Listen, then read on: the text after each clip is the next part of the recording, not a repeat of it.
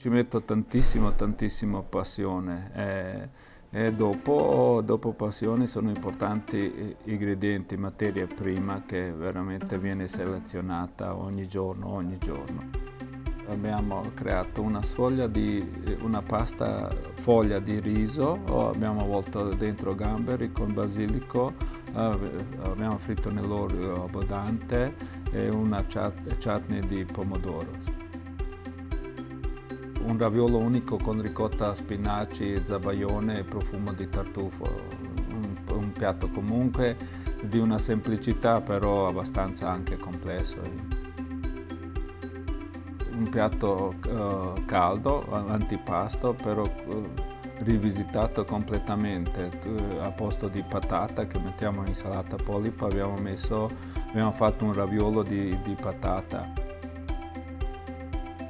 È un piatto comunque tradizionale di nostra zona, però noi l'abbiamo rivisitato completamente.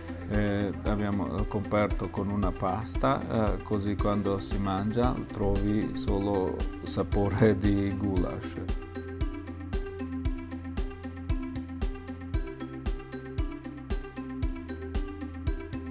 Dessert abbiamo creato uno strudel aperto, praticamente a posto di mele che si mettono dentro, abbiamo fatto una purea di mele, pinoli, uovetta sotto grappa e abbiamo fatto un gelato al cannella.